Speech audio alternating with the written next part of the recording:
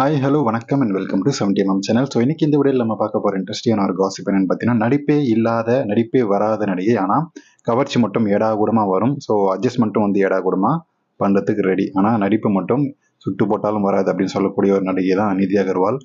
So நிதி அகர்வாலுக்கு வயசு கிட்டத்தட்ட 30 ஆகுது.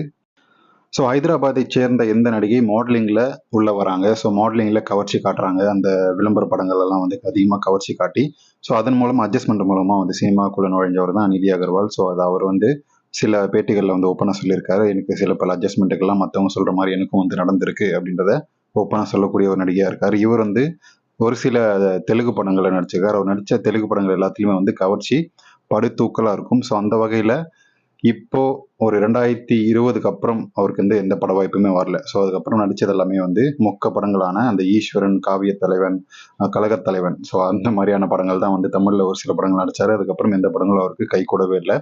அதுக்கு காரணம், எவ்வளோ நாளைக்கு தான் வந்து கவர்ச்சியை வச்சு ஓட்ட முடியும். ஸோ நடிப்பும் கொஞ்சம் இருந்தால் தான் வந்து கவர்ச்சியும் சேர்ந்து நடிப்பும் சேர்ந்தால் தான் வந்து பெரிய ஹீரோயின் ஆக முடியும். ஸ்ரேயா சரன் மாதிரி. ஸ்ரேயா சரன் கவர்ச்சியில் படுதூக்கலாக இருந்தாலும் ஒரு சில அளவுக்கு ஒரு ரொம்ப மோசமான அளவுக்கு இல்லாமல் நடிக்கக்கூடிய ஒரு நடிகை. ஸோ அந்த வகையில் இவர் இல்லாமல் சுத்தமாக வந்து கவர்ச்சியை எதிர்பார்க்கறதால இவருக்கு வந்து பட வாய்ப்புகள் இல்லாமல் போச்சு. ஸோ இப்போ ரீசெண்டாக பட வாய்ப்புகள் மறுபடியும் வாங்குறதுக்காக தன்னுடைய திறமையை வந்து வெளிக்காட்டியிருக்காரு. ஸோ எந்த மாதிரியான திறமை அப்படின்றத வீடியோ பார்த்தாலே உங்களுக்கு தெரியும்.